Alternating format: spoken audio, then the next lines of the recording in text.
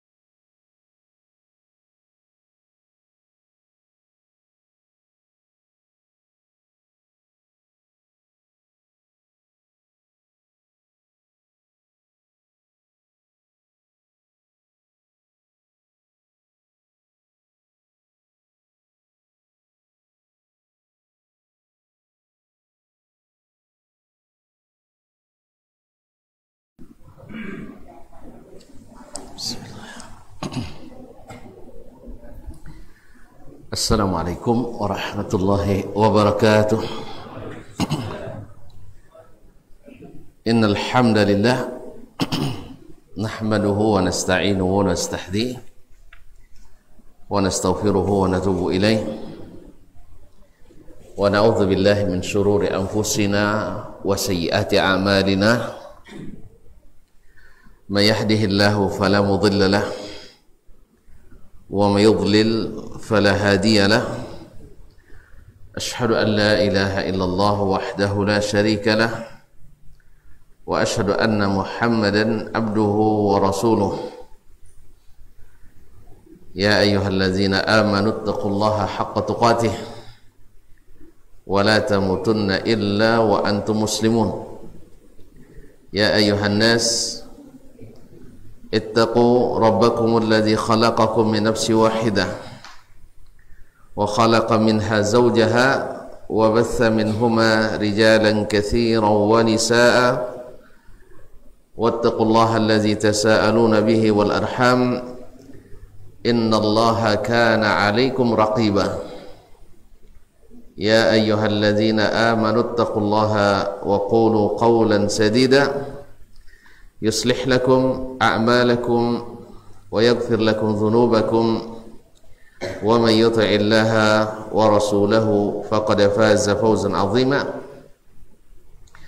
Amma ba'du, fa inna asdaqal hadithi kitabullah wa khairal hadi hadi Muhammadin sallallahu alaihi wasallam wa syarrul umuri muhdatsatuha wa kullu muhdatsatin bid'ah wa kullu bid'atin dhalalah. Ma'asyiral muslimin, ma'asyiral muslimat, rahimanillah wa iyyakum. Alhamdulillah, pada kesempatan yang mulia ini Allah Subhanahu wa taala mengizinkan kita untuk melanjutkan kaji bersama Imam Al-Bukhari dalam kitab At-Tauhid yang merupakan kitab terakhir atau yang ke-58 dari kitabnya Al-Jami' As-Sahih Al-Musnad, yang dikhususkannya untuk menyebutkan atau meriwayatkan hadis-hadis yang thabit dan sahih dari Nabi alaihi salatu wassalam. Sehingga jadilah kitabnya ini kitab yang paling sahih setelah Al-Quranul Karim. kitab yang paling sahih setelah Al-Qur'anul Al-Karim. Kitabnya dimulai dengan Kitabul Bad'il Wahyi, kemudian diakhiri dengan Kitabut Tauhid. Wallahu alam, ini isyarat karena fikihnya Al-Bukhari bi tabwibi atau tarajimi abwabi. Fikihnya Imam Al-Bukhari itu terlihat dari bab-bab yang dia tuliskan. Seolah-olah dia katakan dakwah ini dimulai dengan turunnya wahyu, kemudian berujung pada tauhid kepada Allah Tabaraka wa Ta'ala. Atau hasil akhir dari dakwah itu adalah membuat manusia mentauhidkan Allah Tabaraka wa Ta'ala. Jadi dimulai dengan Kitab Bad'il Wahyi, kitab tentang awal mulanya turun wahyu kepada Nabi. Kemudian diakhiri dalam kitabnya dengan Kitabut Tauhid, kitab tentang mentauhid Allah Subhanahu wa Ta'ala. Berarti wahyu turun terus sampai akhirnya membuat umat ini, manusia dan jin, melaksanakan misi kehidupan yang telah Allah gariskan, yaitu wa ma khalaqtul jinna wal insa illa liya'budun ay liwahidun.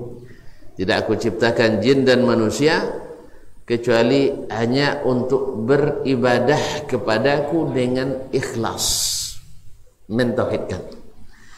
Jadi kedua, isyarat pula bahawa tauhid yang benar takkan mungkin kecuali dengan wahyu. Bahawa tauhid yang benar tak mungkin kecuali dengan wahyu. Sebab melencengnya, rusaknya tauhid atau akidah orang-orang jahiliyah akibat terputusnya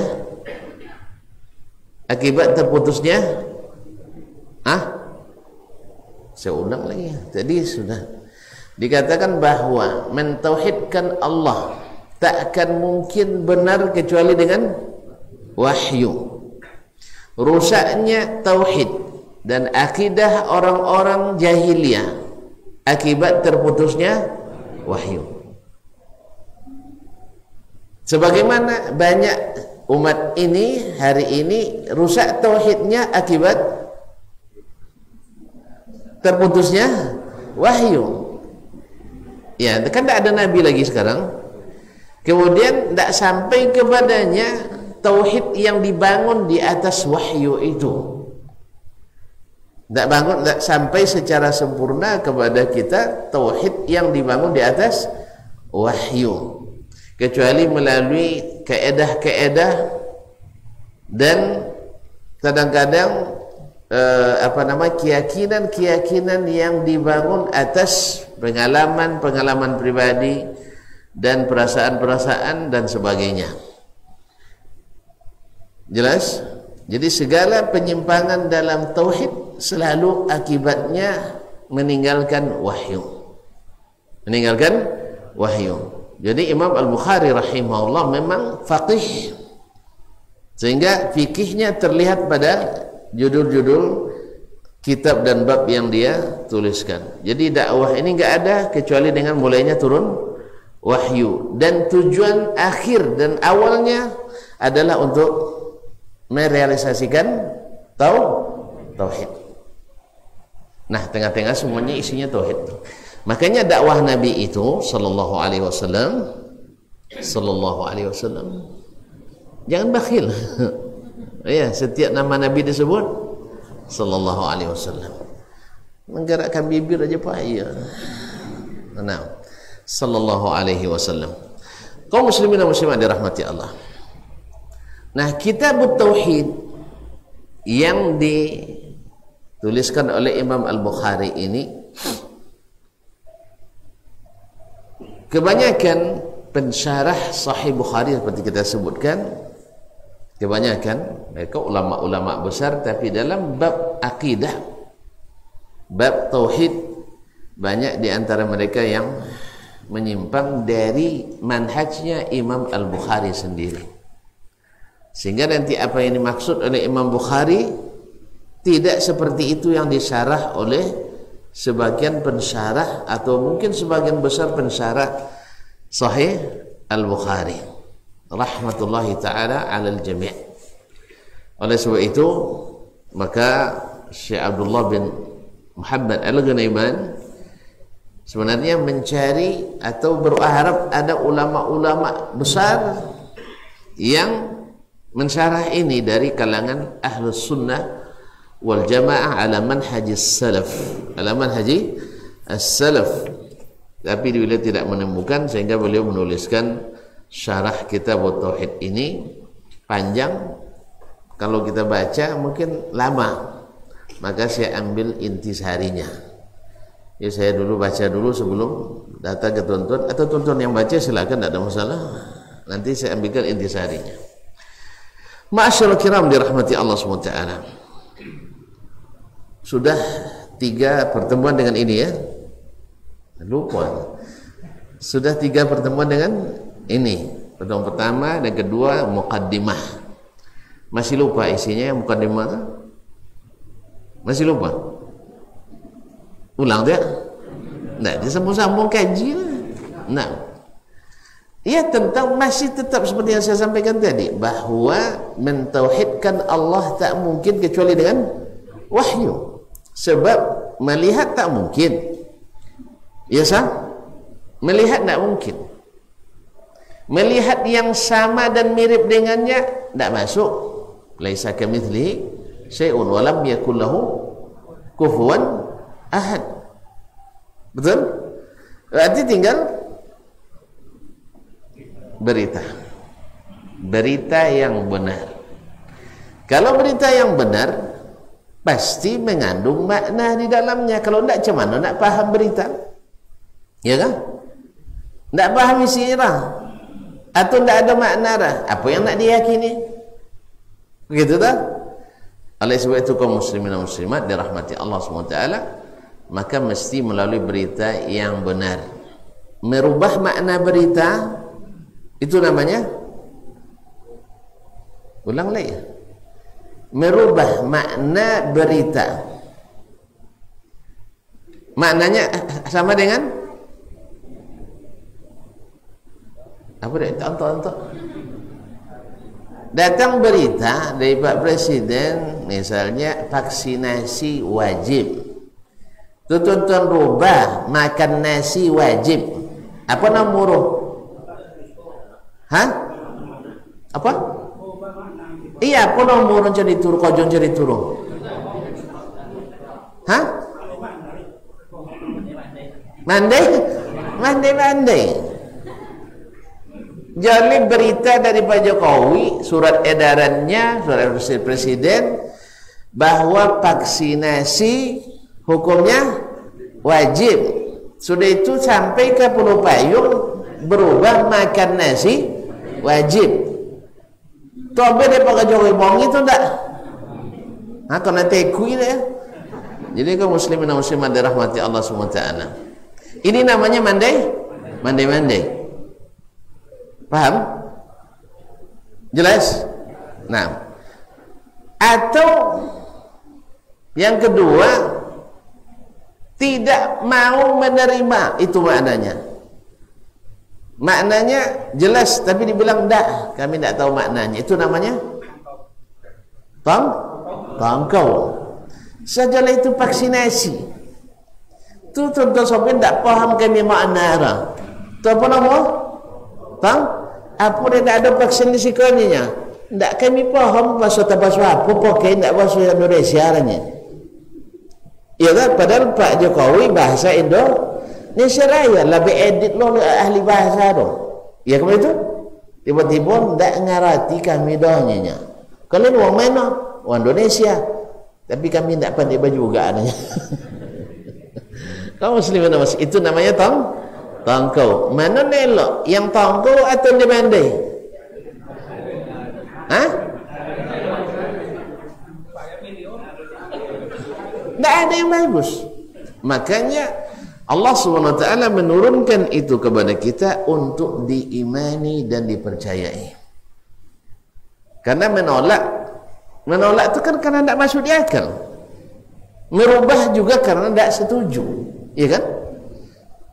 Ubahlah pernyataan Pak Jokowi ini daripada vaksinasinya encak makan nasi. Sesuai aja selewawak. Oke, itu sesuai dengan selera kita. Yang jelas. Yang kedua, kalau ubah atau kita katakan tidak ada makna, tidak ada makna, kosong saja, namanya tongkol. Ma'asyiral kiram, jelas? Dua-duanya hasilnya sama, baik tongkol maupun mandai-mandai, maka yang dilakukan tak akan sesuai.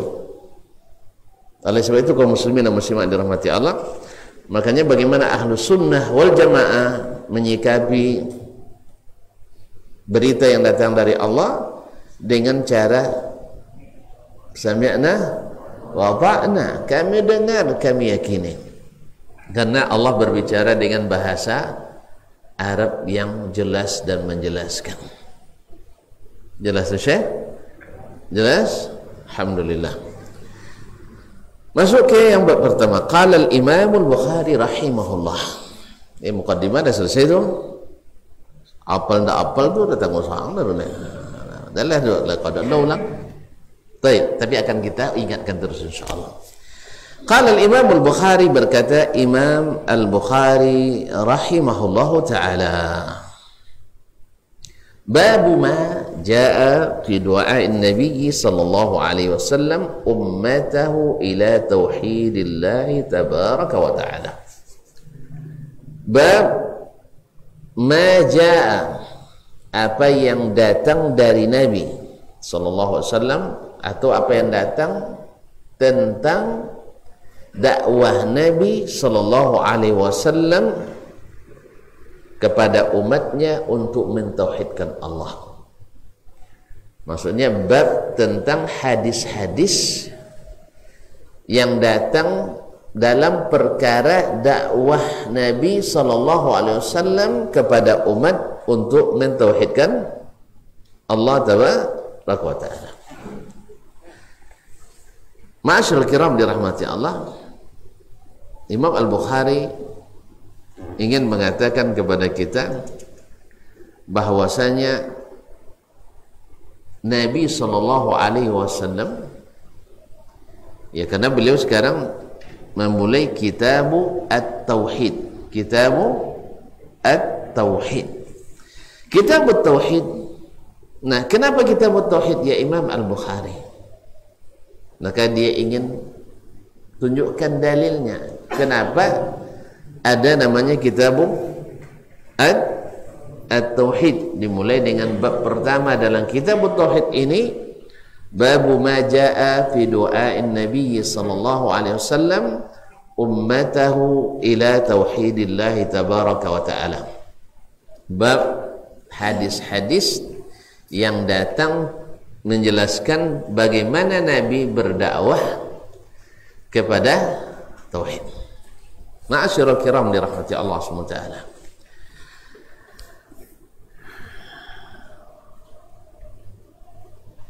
Jadi kita ulang kembali bahwa hidup ini di dunia ini hanya sementara. Ada lagu ada atau ya? Hidup di dunia hanya sementara, sebentar.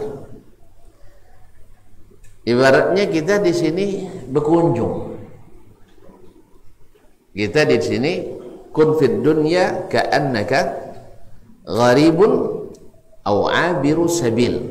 Kamu di dunia seperti orang asing atau orang yang sedang dalam perjalanan. Baik, kemana kita berjalan?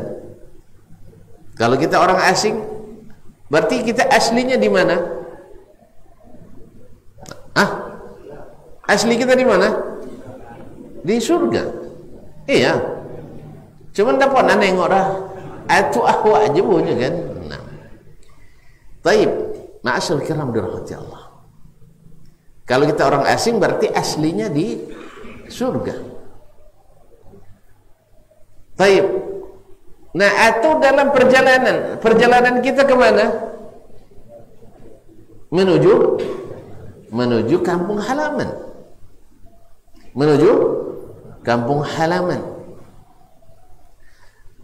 Nah, bagaimana jalan kita nak selamat sampai ke sana? Karena visi tadi tujuannya balik kampung ya. Gimana caranya nak selamat sampai tidak tersesat di jalan?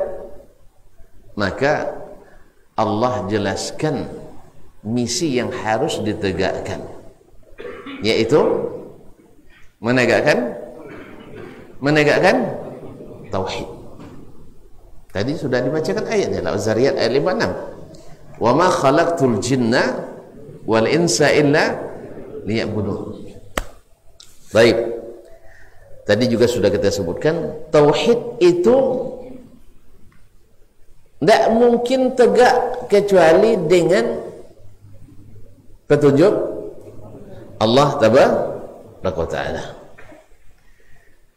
Dan petunjuk Allah itu tidak pula bisa kita ambil langsung kepadanya. Sah? Betul tak? Jadi kita tidak jadi rasul semua. Kan ada rasul di Pulau Payung? Hah? Oh, ada Pak Rasul ya? Aha, subhanallah, Pak Rasul. Tidak rasul dah, Rasul. Nah, itu ya. Jadi kaum muslimin dan muslimat, kalau itu ada kampungnya. Masyaallah kiram dirahmati Allah SWT. Jadi oleh sebab itu hikmah Allah menghendaki bahwa kita mesti, sebagaimana kita yakin bahwa kampung kita di akhirat, sah? Kampung kita di akhirat, di surga.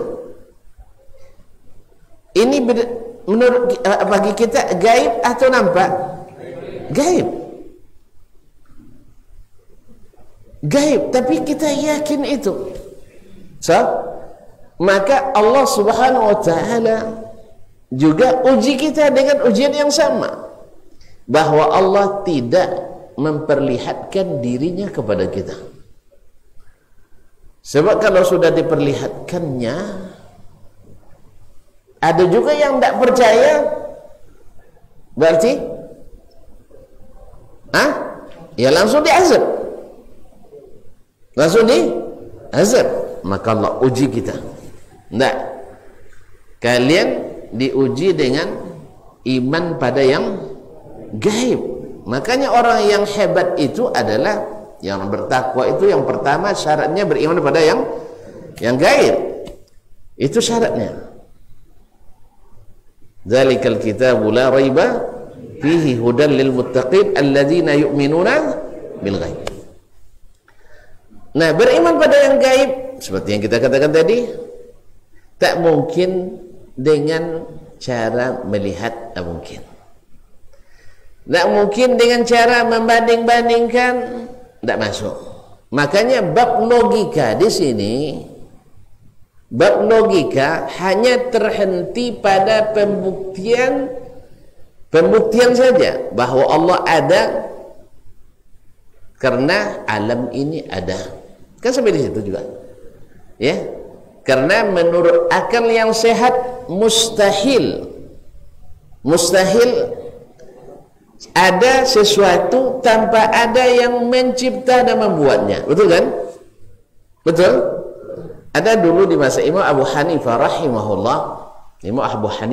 rahimahullah ditantang bermunazarah oleh kaum dahriyin, orang-orang yang mengingkari adanya Allah, kaum ateis. Tidak ada Tuhan, alam ini tercipta dengan sendirinya. Akhirnya mereka mengundang Imam Abu Hanifah untuk bermujadalah dan bermunazarah. Tempatnya di seberang Sungai Kampar, di Pasau.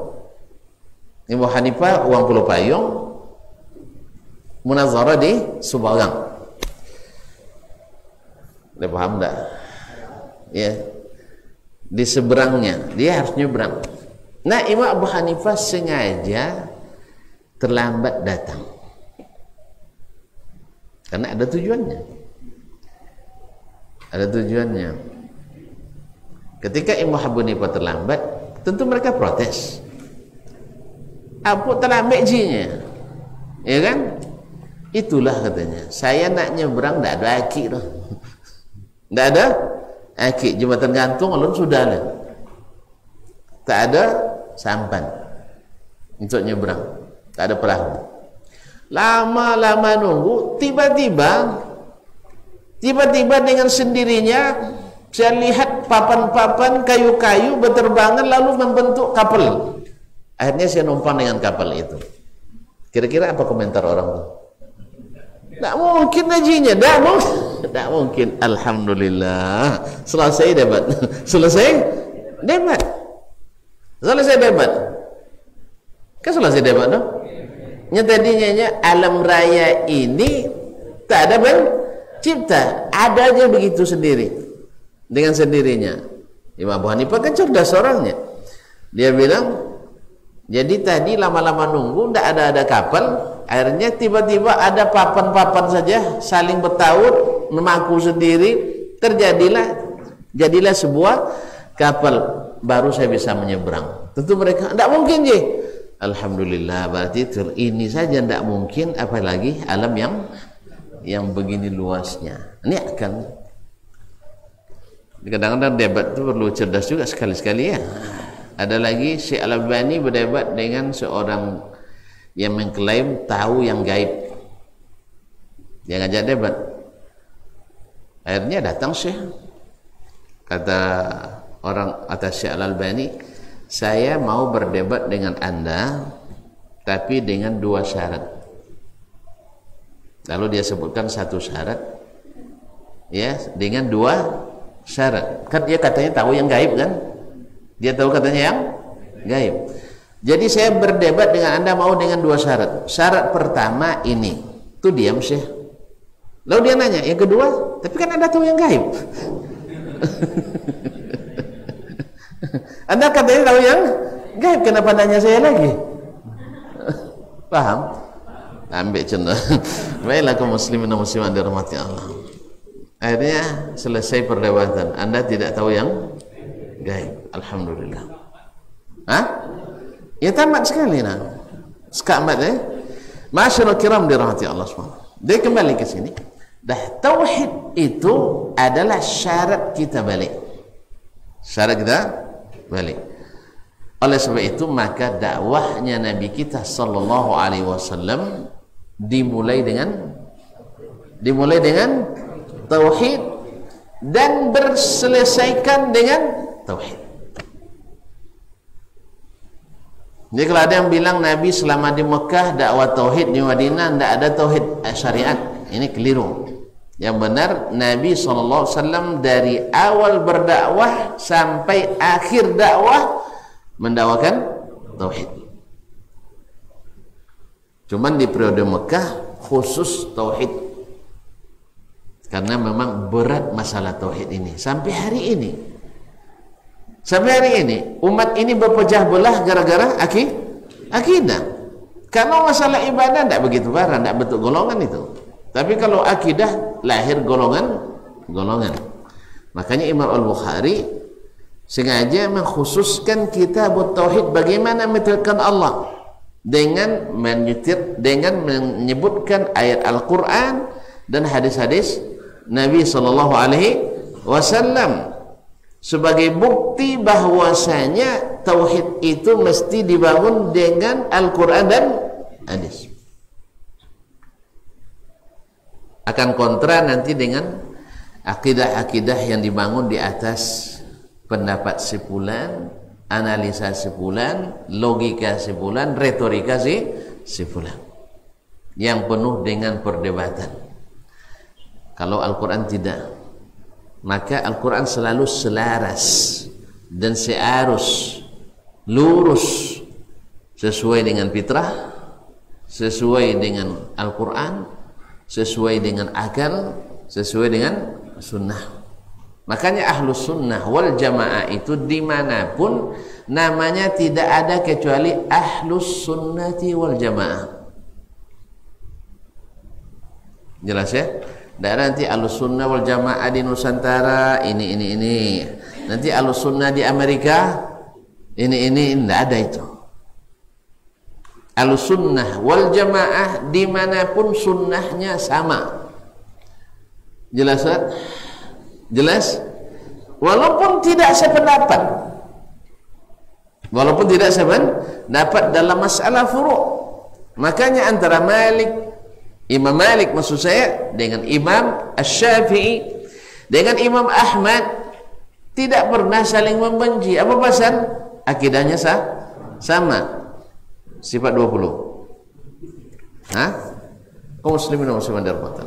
Akidahnya sama, Al-Qur'an dan Sunnah. Tetapi dalam masalah furu' mereka banyak berbeza.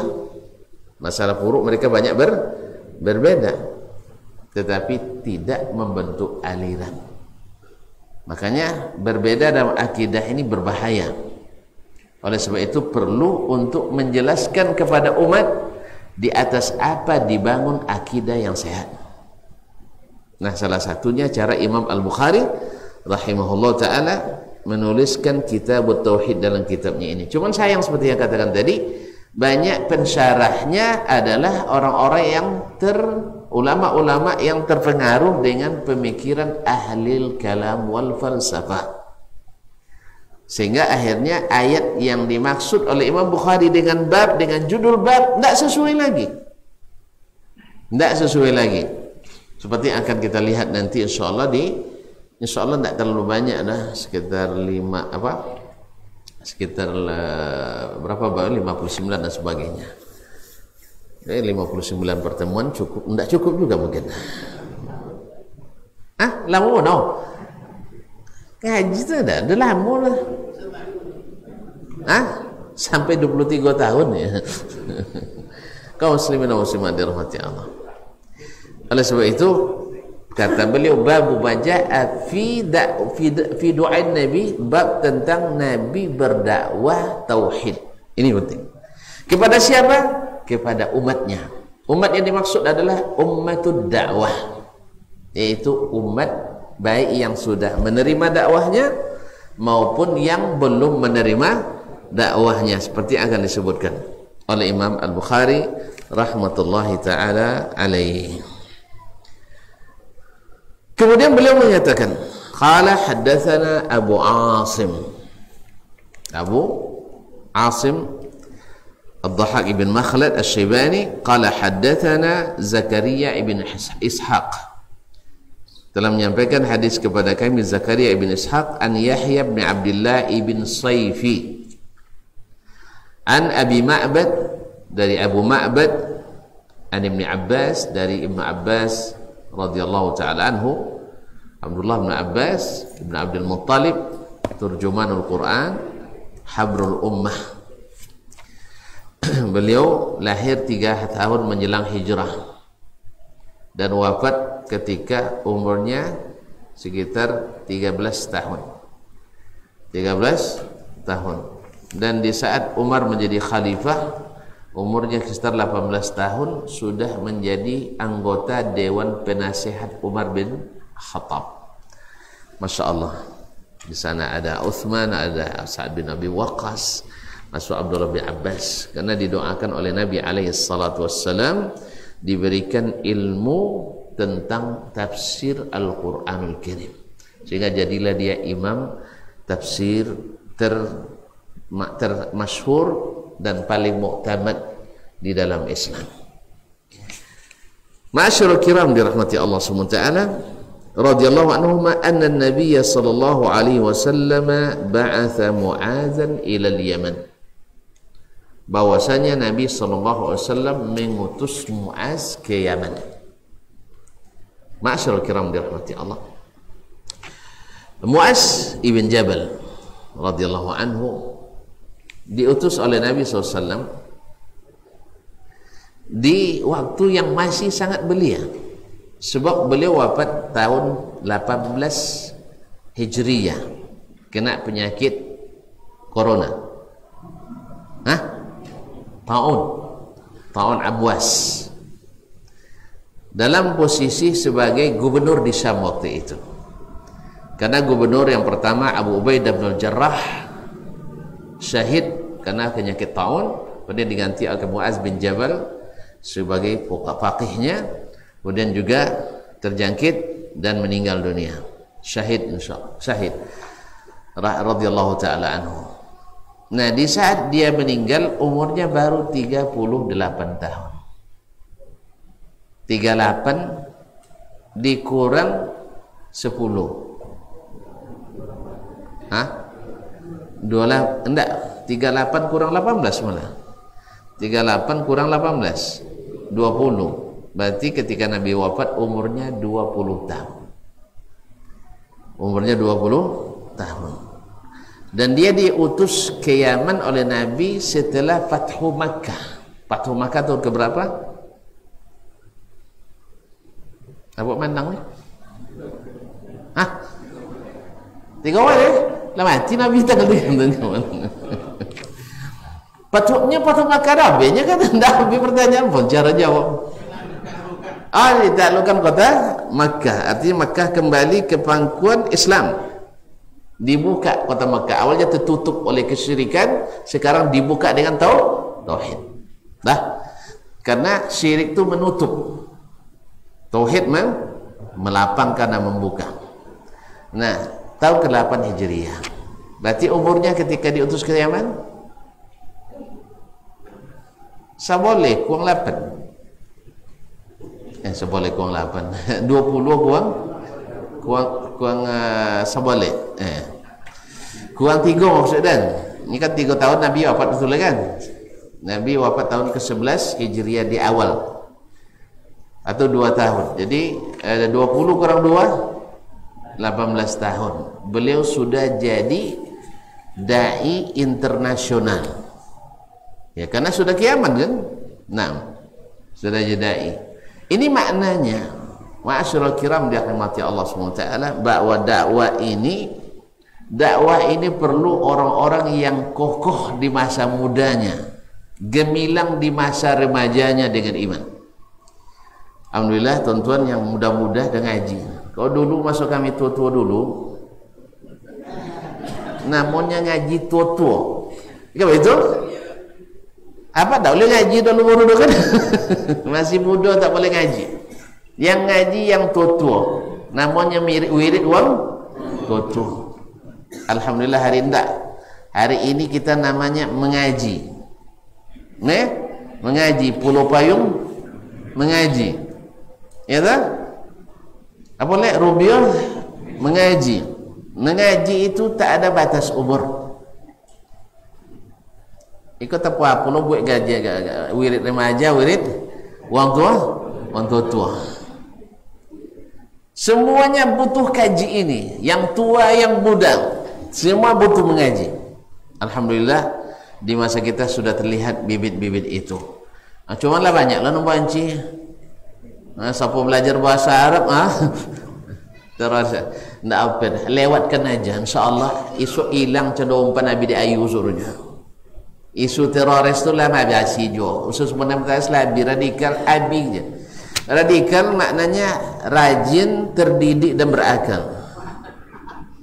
Ya, tidak usah risau.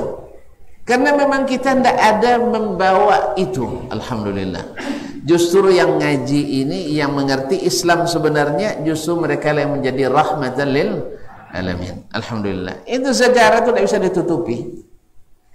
Tidak bisa ditutupi kaum muslim dan muslimat. Tidak pernah umat Islam melakukan genosida. Tahu genosida? Tidak tahu betul ya. Pembunuhan massal. Pembunuhan? Tidak ada umat Islam. Kalau ada umat Islam wang syiar dia. Wang syiar dia. Para syiar Arab itu memang. Mereka kan dakwah nyerah. Karena Islam nyerah, Rafidah. Jadi kaum muslimin dan muslimat dirahmati Allah, yang sering melakukan adalah orang-orang yang di luar Islam. Cuman masalahnya Islamfobia, kebencian pada apa hubungan bahasa Arab. Jadi supaya umat Islam jangan baca Quran, jangan baca hadis. Ini hasil pemikiran dengkul, ya, yang sangat dangkal karena dongkol. Jadi akal dengkul, pikiran dangkal karena dongkol. Itu dongkolnya, muat, itu muat. Jadi kehabisan cara untuk mendiskreditkan Islam yang memang tidak bisa didiskreditkan. Sudah wala? Oh, sabar sih. Baik, azan. Salat dulu. Azan tak silakan. Alhamdulillah. Kalau lihat azan dulu tidak telamur, tapi kalau salat dulu lamur. Nah.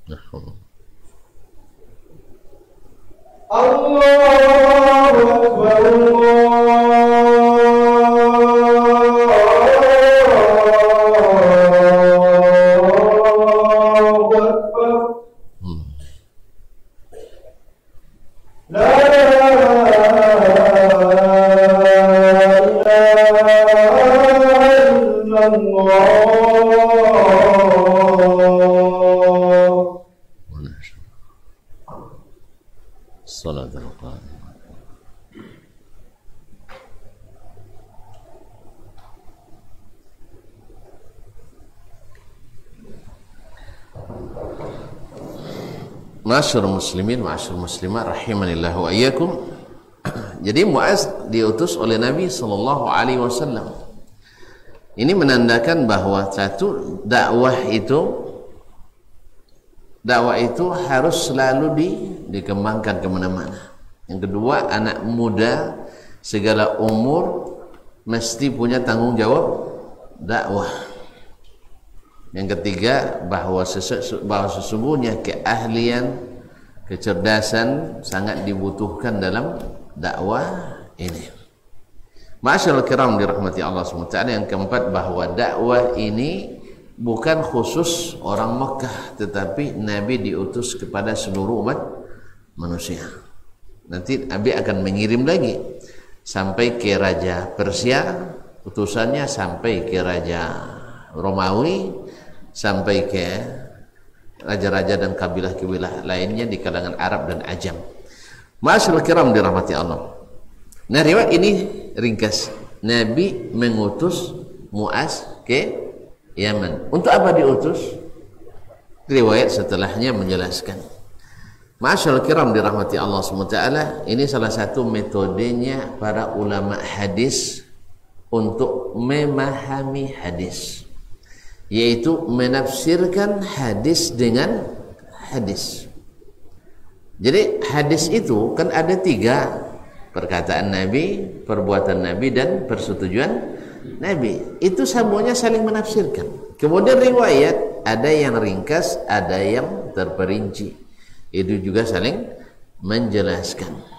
Karena sebagian perawi meringkas karena itu yang dibutuhkan, disebutkan waktu itu. Dan termasuk Imam Al-Bukhari rahimahullah termasuk yang banyak meringkas-ringkas riwayat sesuai dengan yang maksud dalam bab. Riwayat kedua, qala wa haddatsani Abdullah bin Abil Aswad, telah menceritakan hadis ini kepadaku Abdullah bin Abil Aswad. Qala haddatsana Al-Fadl ibn Ala, telah menyampaikan hadis ini kepada kami Al-Fadl ibn Ala. Qala haddatsana Ismail ibn Umayyah, telah menceritakan hadis ini kepada kami Ismail bin Umayyah an Yahya bin Abdullah ibn Sayfi, yang tersebut pada sanad sebelumnya, annahu sami'a Aba Ma'bad maula Ibn Abbas, dia mendengar Abu Ma'bad maula Ibn Abbas radhiyallahu taala anhuma, yaqul sami'tu Ibn Abbas radhiyallahu anhuma, saya mendengar Abdullah bin Abbas berkata, lamma ba'atha an-nabiy sallallahu alaihi wasallam mu'adzan nahwa ahli al-Yaman, tatkala Nabi SAW mengutus Muaz ke ahli Yaman, yaitu kepada penduduk Yaman. Yaman letaknya di sebelah apa namanya, bukan selatan, agak barat daya ya, barat daya. Kalau di atas barat Daud ya. Hah? Di atas barat daya, di atas udara. Udah lupa pintu angin namanya. Ini kaum muslimin namanya di barat dayanya Makkah. Ya, kalau di Jazirah bagian bawahnya. Ma'asyiral kiram dirahmati Allah SWT.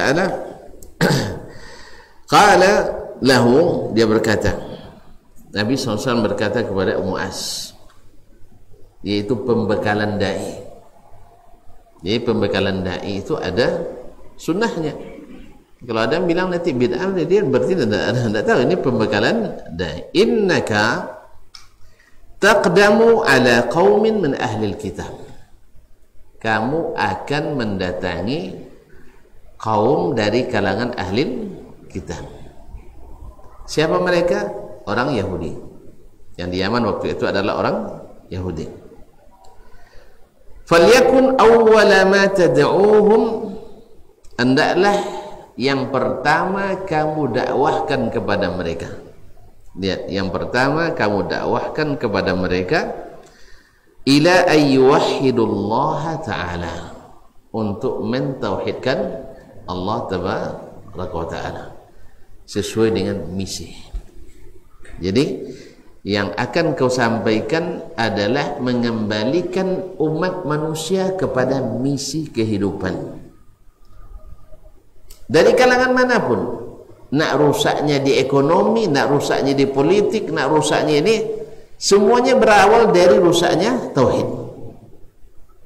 Makanya Nabi SAW ketika dakwah di Makkah yang penuh dengan minuman khamar, yang penuh dengan zina yang legal, yang banyak riba, ya dah, kezaliman, Nabi tidak bicara ini dulu. Sebab masalah ini mudah bila tauhid selesai. Karena tauhid itu menyatukan ketaatan hanya pada Allah. Kan ini yang kurang di kita ini. Tahu saya katanya, tuak, antu dia datuk mokok ronda elok. Alun lahir ni yang lainnya. Alun lahir ni yang laben mokok ronda elok. Ob bukan berarti bermanfaat. Ini yang karena tauhid lemah, OB itu tidak berguna. Tapi bila tauhid itu benar, OB itu akan berguna, berbuah amal. Makanya di kalangan sahabat dan tabi'in yang itu mereka, ilmu itu bukan hanya sekedar OB, tetapi OB yang berbuah amal. Makanya kalau sudah demikian kaum muslimin, orang ketika diberi ilmu itu, dia tidak akan marah karena dia ingin sesuatu itu benar. Tapi orang yang tidak bertauhid dengan benar, dibenarkan dia akan melawan. Makanya orang yang sudah merasakan indahnya iman itu, kalau kita bacakan kepadanya firman Allah, subhanallah, berbunga-bunga hatinya, lapang dadanya. Baik, kalau tidak alun panjang ngaji dan dalam baca ayat itu dan lapal ini kan. Masalahnya bukan hafal, tidak. Berapa banyak orang hafiz tetapi tidak berguna ilmunya. Sampai-sampai ada ungkapan yang mengatakan wa kam qari'il lil Qur'an wal Qur'anu yal'anuh. Berapa banyak orang yang membaca Al-Qur'an, Al-Qur'an melaknatnya terus. Sebab kenapa dilaknat? Orang yang banyak mengatakan sesuatu tak diamalkan, kabura maqtan indallahi an taqulu ma la ta'lamun. Ma'asyiral kiram dirahmati Allah, semoga Allah melindungi kita bersama. Jadi kaum muslimin dan muslimat dirahmati Allah SWT, kamu akan datang ke kaum ahli kitab. Yang pertama adalah tauhid, ayyuwahidullah. Ini menjadi penafsir riwayat lain yang mengatakan, yang berbunyinya yashhadu an la ilaha illallah. Mereka bersaksi bahwa tiada ilah selain Allah. Maknanya apa? Bukan hanya mengucapkan, tetapi juga mengaplikasikan. Karena riwayat ini menyebutkan ila ayyuwahidullah, sampai mereka mentauhidkan Allah, baik dalam tauhid rububiyahnya, tidak ada pencipta kecuali Allah, tak ada yang mengatur kecuali Allah, tidak ada menghidupkan, mematikan kecuali, tidak ada berezeki kecuali Allah, atau dalam uluhiyahnya, yaitu dalam beribadah, kita tidak memberikan ibadah kecuali kepadanya. Tidak boleh melalui perantara ibadah tu. Ibadah tu kepada Allah, bukan melalui perantara kepada Allah Tabaraka wa Ta'ala. Kemudian atau dalam masalah asma dan sifatnya, tidak ada sifat Allah yang menyerupai sifat makhluk, seperti yang akan dijelaskan nanti pada bab-bab selanjutnya oleh Imam Al-Bukhari rahimahullah. Tapi kita ikuti keterangan Imam Al-Bukhari, bukan keterangan sebagian pensyarah yang memalingkan dari tujuan Imam Al-Bukhari rahimahullah ta'ala. Subhanallah, jangankan tujuan Imam Al-Bukhari, tujuan Allah dalam Al-Quran pun dipalingkan orang, ya kan? Tujuan Allah dalam Al-Quran gara-gara subuhat dipalingkan Allah, ya. Jangan sekarang gelar-gelar pun, misalnya Ahlus Sunnah wal Jamaah yang asli, yang suka meninggalkan sunnah, itu Ahlus Sunnah wal Jamaah yang asli. Yang ingin menaruhkan sunnah dari yang terkecil sampai terbesar, itu KW. Iya, bisa begitu kaum muslimin dan muslimat. Dan antum jangan heran, dulu orang Mu'tazilah yang terang-terang mengatakan bahwa ahli hadis itu orang pinggiran, orang yang tak tahu apa-apa, Mereka dengan jelas menolak hadis-hadis Nabi dalam bab akidah. Dan terus terang dia. Makanya Mu'tazilah lebih hebat daripada ahli kalam sekarang ini. Kalau sekarang tak pakai berlindung dia. Kita terima hadis itu tapi makna tak dipakai. Apa makna di temo tapi tak pakai? Ang temo di pegawai tapi tak kobai kojornya. Ada gaji? Pahamnya? Awalnya buat jadi tim sukses itu dambai seorang jabatan tapi non job. Ada guna? Tak ada. Nah, Mu'tazilah tegas. Kamu hai sunnah tak saya pakai. Berani dia bilang gitu. Tapi subhanallah berani mengatakan Imam Ahmad ahli bid'ah. Mereka yang ahli al-haq. Allah musta'an. Apa lagi itu sekarang? Jadi yang suka menghidupkan sunnah dengan sekecil-kecilnya, ya, suka menghidupkan sunnah dalam perbuatan, dalam akidah dan sebagainya, dianggap ahli sunnah KW. Yang asli yang mana? Yang? Itu kan cuma sunat, tinggalkan aja lah. Ini kan cuma makruh, lewati aja lah. Itu yang asli. Jadi memang, ya fitnah itu hari ini begitu. Seperti yang dikabarkan Nabi SAW akan datang sinun dan khabda'at, tahun-tahun yang penuh dengan petipuan. Yang benar dianggap salah, yang jujur dianggap pendusta, yang dusta dianggap jujur. Yang amanah dianggap pengkhianat, yang pengkhianat dianggap amanah. Yang asli dianggap palsu, yang palsu dianggap asli. Allah musta'an. Tapi kita tidak ada masalah karena asli itu tahan uji. Maka kita katakan kita tidak pantang disalahkan. Yang palsu itu biasanya takut diuji, sehingga jangan sembarang menyalahkan. Kita selalu berbenteng, tak boleh sembarang awak juga tidak sembarang menyalahkan dosa. Tidak boleh sembarang menyalahkan. Memang tidak boleh. Sembarang menyalahkan itu haram. Tapi menyalahkan dengan dalil dan bukti wajib. Menjelaskan ini salah itu haram atau wajib? Menjelaskan yang salah itu salah, haram? Wajib. Dengan ilmu tentunya. Tapi kalau tidak ilmu jangan tololeh. Ya, mesti dengan ilmu. Ya, jadi makanya ahlus sunnah yang sesungguhnya itu tak takut. Salahkanlah. Di mana salah? Tunjukkan. Kalau betul yang antum katakan itu benar dengan dalil, insya Allah oke. Kan ada risau gitu kan?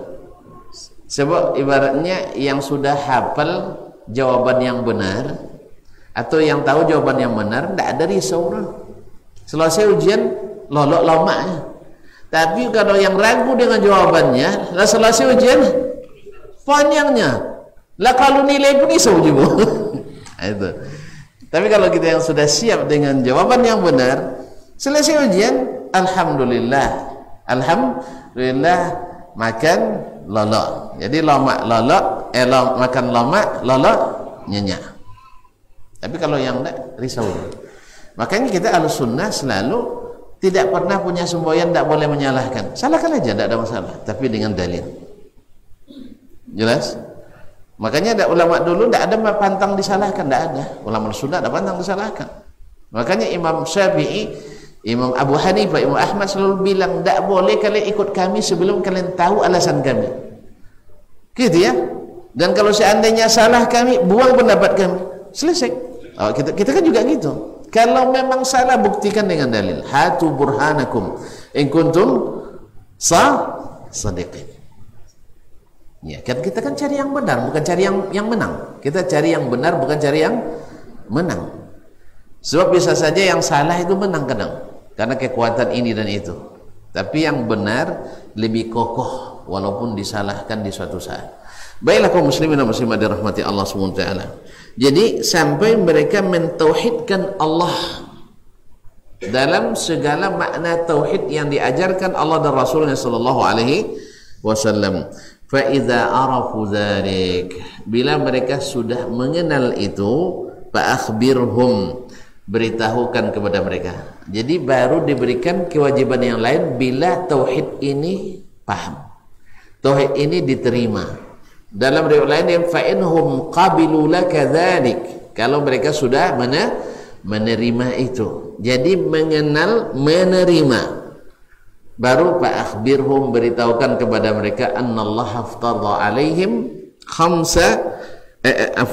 annallah farada alaihim khamsa salawat, Allah pardukan kepada mereka salat 5 waktu. Jangan langsung sampai sunat 2 rakaat isaunya kan. Jadi cukup dulu yang wajib. Jangan buat labat itu buat. Kalau selesai ikut boleh juga anda. Jadi harus berangsur. Seberitahukan bahwa Allah wajibkan pada mereka 5 kali salat dalam sehari semalam. Biyaumin walilatihim fa idza sallau, bila mereka sudah menerima salat. Yang lain mudah lagi tu.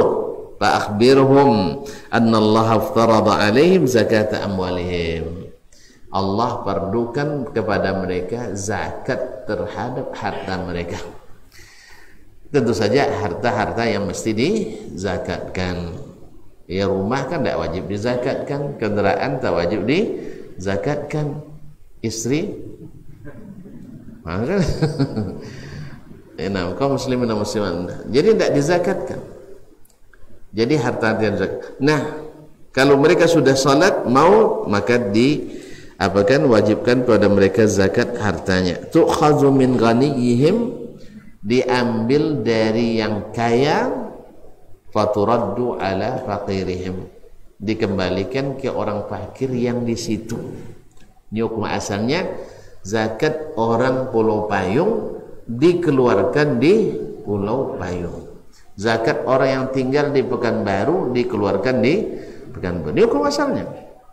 Sebab apa? Sebab orang kaya di tempat itu membutuhkan orang miskin itu, dan orang miskin itu butuh juga. Sehingga sebenarnya bila ini terlaksana, orang-orang kaya itu sebenarnya tidak perlu penjaga lagi, karena orang-orang miskin sekitar itu otomatis menjadi penjaga hartanya. Apa kan tidak dapat tahu kan, dapat terus dari orang kaya, tidak perlu minta tolong jaga, tidak, mereka sendiri otomatis akan jaga itu. Tapi kalau tidak pernah dapat, itu berdoa tiap-tiap tu. Bilolah musikin apa? Jadi di situ pentingnya zakat itu diberikan kepada orang yang ada di tempat itu. Nah, kemudian zakat itu walaupun wajib dan hak Allah yang diberikan kepada fakir miskin itu, fa in aqarru bidzalik, kalau mereka sudah mau menerima itu, takhuz minhum, ambil dari mereka. Kemudian watawaqqa karaima amwalin nas, hati-hati jangan ambil harta yang paling mereka sayangi. Ya, jangan ambil yang paling mereka muliakan. Ya, berat bayar zakat tu berat tu, ambil yang paling ancak lah. Ambil pertengahan. Ya, kalau misalnya dia punya kerbau 30 ekor, aja ambil yang paling gapu. Ya, ambil yang gapu aja, tapi jangan paling gapu. Kalau ini punya emas misalnya, ambil yang, tanyakan dia mana yang bapak paling suka di antara emas ini. Itu jangan diambil. Sebab apa?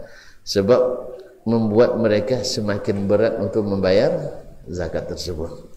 Maka Nabi SAW tunjukkan, wa iyyaka wa tawaqqa karaima amwalin nas, pilih jangan sampai terambil harta yang paling dicintai oleh pemiliknya. Di riwayat lain antan fa in wattaqi da'watal mazlum fa innahu laisa bainaha wa bainallahi hijab, takutlah kamu kepada doa orang yang terzalimi, karena tidak ada antaranya dengan Allah pembatas. Ma'asyiral kiram yang dirahmati Allah Subhanahu wa taala, ini yang barangkali sempat kita bacakan dalam bab ini, 2 hadis ini, yaitu sesuai dengan judul babu doa maja'a fi du'a Nabi sallallahu alaihi wasallam ummatahu ila tauhid, bab tentang dakwah Nabi kepada umat untuk mentauhidkan Allah Subhanahu wa taala yang terbukti dalam hadis ini dan dari perbuatan Nabi sendiri alaihi salatu wassalam. Karena memang tauhid ini adalah punca dari segala hal. Bila tauhid terbenahi, insya Allah segala kekurangan, masalah ekonomi, masalah politik, masalah pendidikan, dekadensi moral, pelanggaran sosial dan sebagainya, insya Allah dengan sendirinya akan mudah dihilangkan problematika itu. Tapi kalau tauhid belum benar, sangat-sangat sulit. Allah itu kaum muslimin dan muslimat dirahmati Allah, mudah-mudahan Allah beri cahaya negeri tercinta kita ini dengan cahaya tauhid yang benar berdasarkan Alkitab was sunnah menurut pemahaman as-salafus salih min hadhil ummah yang Allah suruh kita mengikuti mereka dan Nabi sarankan kita untuk mencontoh meneladani mereka. Wallahu musta'anu alaihi tuklan. Semoga harapan itu Allah kabulkan dan alhamdulillah bibit-bibit itu sudah mulai tumbuh. Ya, bibit-bibit itu sudah mulai tumbuh. Semoga tidak layu sebelum berkembang. Maka teruskan, jangan berhenti. Teruskan dengan segala kemampuan yang dimiliki dan ketahuilah sebaik-baik waktu yang kita alokasikan adalah untuk mengaji. Sebaik-baik harta yang kita berikan adalah menghidupkan rumah Allah, dan sebaik-baik usaha yang kita lakukan adalah berjihad dalam dakwah kepada Allah Tabaraka Ta'ala. Sebaik-baik jabatan dan kuasa kita manfaatkan adalah untuk mendukung, menyokong dan membela dakwah yang benar kepada agama Allah Tabaraka wa Ta'ala. Sekiranya sangat jelas, tidak ada yang perlu ditanyakan. Ada yang ditanya? Alhamdulillah, sudah jelas. Terima kasih dan mohon maaf. Wallahu ta'ala alam. Wa sallallahu ala nabiyyina Muhammadin wa sallam. Wa subhanakallahumma bihamdik asyhadu an la ilaha illa anta astaghfiruka wa atubu ilaik. Wassalamualaikum warahmatullahi wabarakatuh.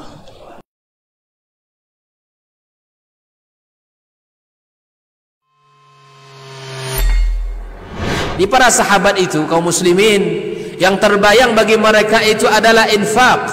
Yang terbayang bagi mereka adalah sebuah kebahagiaan, keselamatan di akhirat yang kekal dan abadi di sisi Allah Tabaraka wa Ta'ala. Semua kita boleh klaim sekarang. Kamu cinta Nabi? Cinta Ustaz. Cinta Nabi? Cinta Ustaz. Termasuk saya. Cinta Nabi? Cinta. Kapan tahunya? Besok di akhirat. Maka apa kata Nabi SAW? Amalur rajuli biyadih. Penghasilan yang terbaik adalah pekerjaan yang dilakukan oleh seseorang dengan tangannya sendiri. Wa kullu bai'in mabrur, dan setiap jual beli yang mabrur. Ini aktivitas ini membantu saya di akhirat atau akan menyulitkan saya di akhirat. Kalau seandainya perbuatan itu ternyata akan menyulitkan kita di akhirat kelak, tinggalkan perbuatan itu.